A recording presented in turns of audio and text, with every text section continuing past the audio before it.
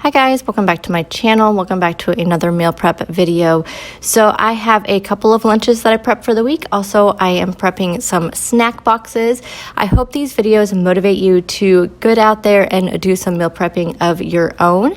So if you want to see what I meal prep for the week, then stay tuned.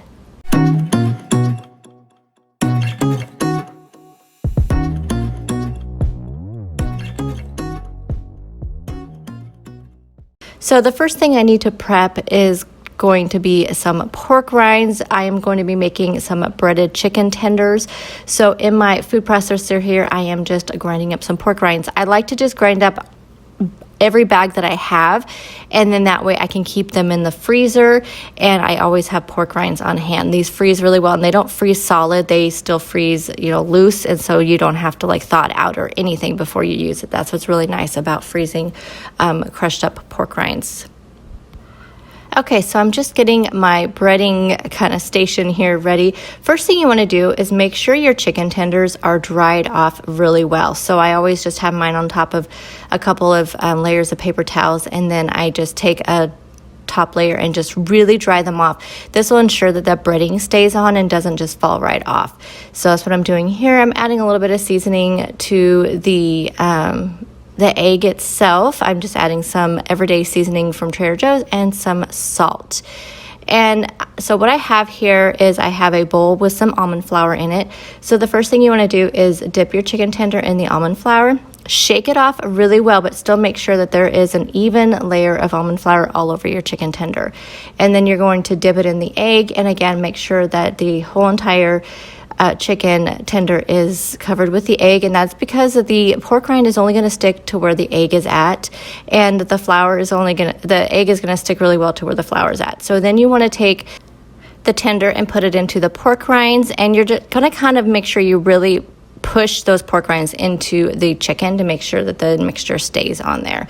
And then you're just going to repeat the process. Just put the tender into the almond flour, into the egg, and then into the pork rind mixture. I forgot to mention I did season the chicken tenders as well with some salt and some of the everyday seasoning. So use whatever kind of seasoning you would like to use. And sometimes I do put Tabasco into my egg mixture to add a little bit of spice, but we're going to be dipping these in a spicy sauce, so I did not do that this time. So I'm just going to continue making all the tenders until all of them are all breaded. I'm going to be making these in my air fryer. I like to use these little parchment circles so they don't stick to that grate of the air fryer. It's the only thing I really don't like about this air fryer very well, this toaster oven air fryer, is that grate, things do stick to it. Even my bacon sticks to it sometimes. And so I do like to use some sort of parchment paper when I am using anything with breading on it. So I'm going to put these into the air fryer at 400 degrees for 15 minutes, and I will check on them before then and see if how they look. But if you are using an air fryer that is not like a toaster oven air fryer, so mine I don't have to turn because it is cooking it from both sides. But if you're using like an air fryer basket, then you want to turn it halfway through, and that's how I used to make these before I got this new air fryer.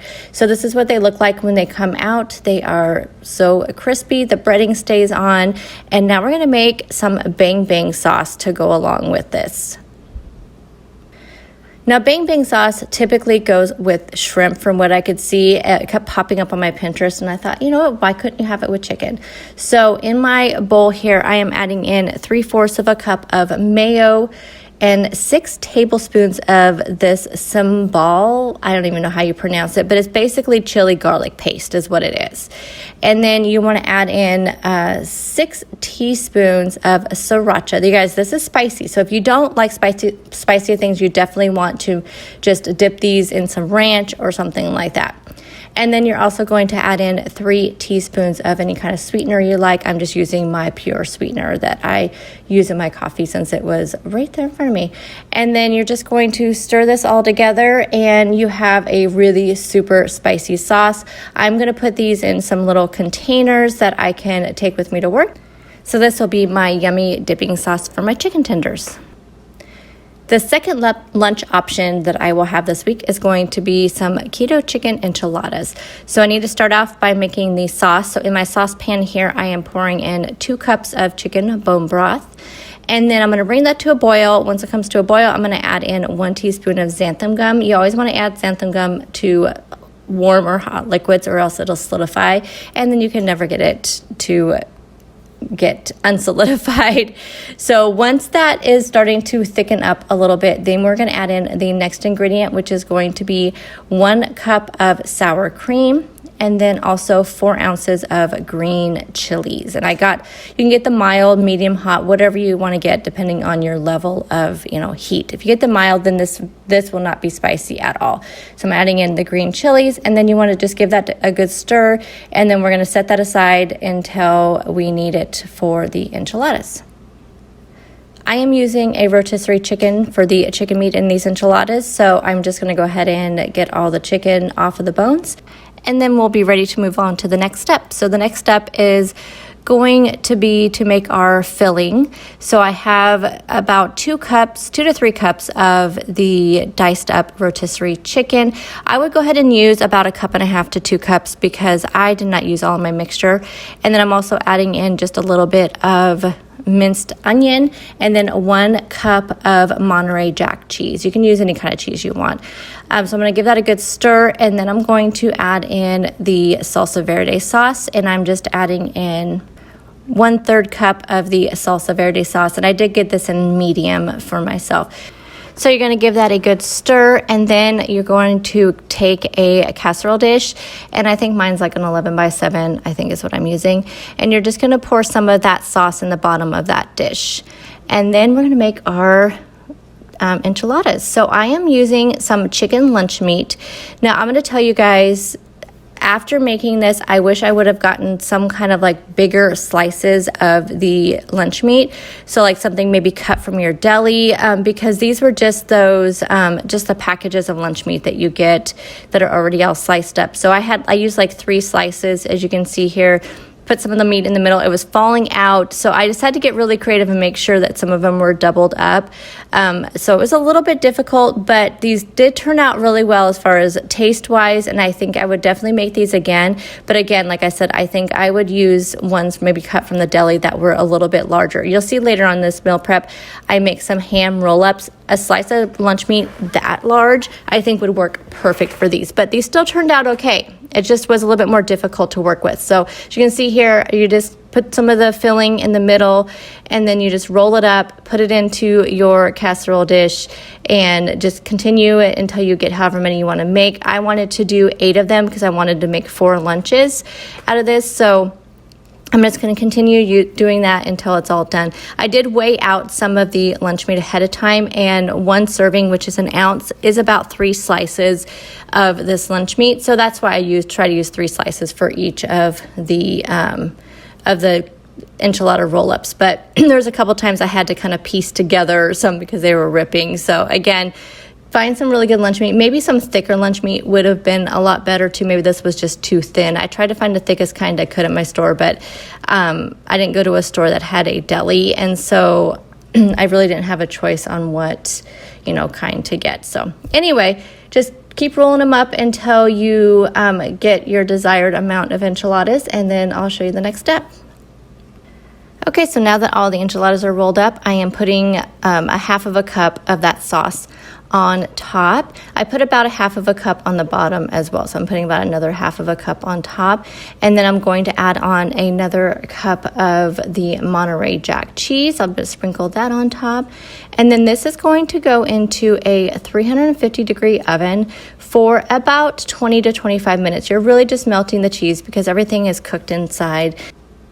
So while that is in the oven, I'm going to make a little side dish. So I had yet another bag of cauliflower rice in my freezer. I think this is my last bag. I'm trying to use up things out of my freezer.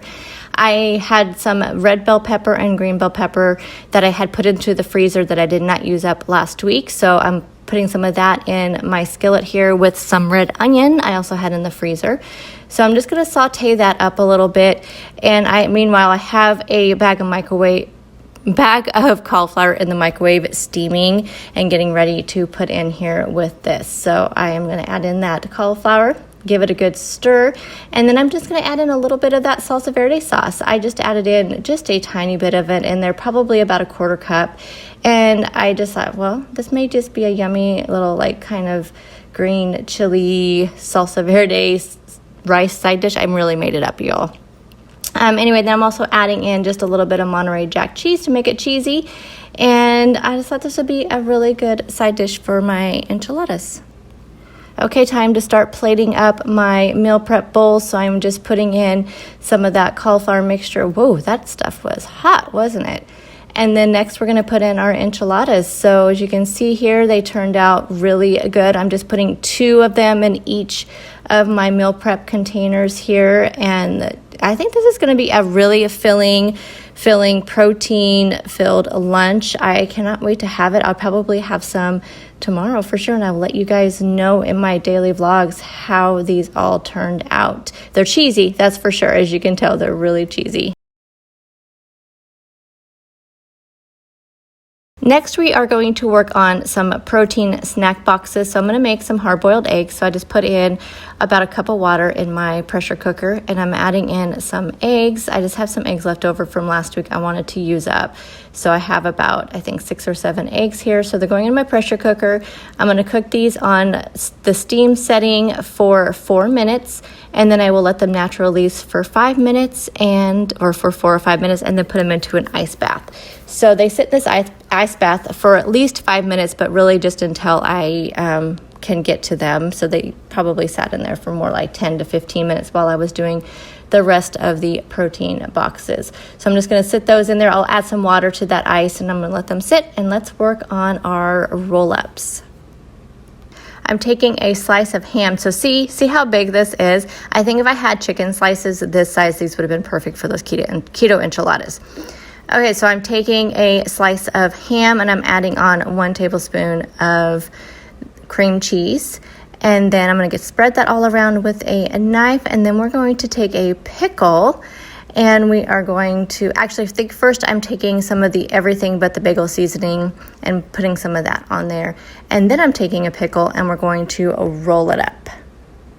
I will slice these into about 3 or 4 slices, and then they will be going into the protein boxes. So I'm going to go ahead and do the rest of the roll-ups, and then we will do the other roll-up that will be going into these snack boxes. I just think these turn out super cute. They'd be really good for a holiday thing as well.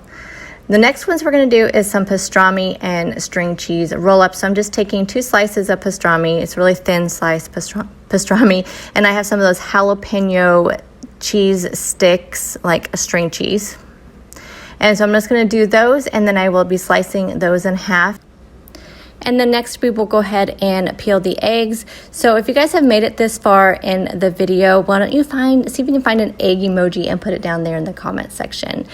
Okay, so hard-boiled eggs. This is why I love using the pressure cooker for my hard-boiled eggs, because they peel so beautifully. The peel just basically falls off of them, which I absolutely love. Snack boxes. These are going to be protein-filled snack boxes. I'm putting an egg in each one. I'll be putting a whole one of the pastrami and cheese sticks in there. Just cut them in half. So you're putting 2 of the halves in there, and then however many of the roll-ups that you want to put in there.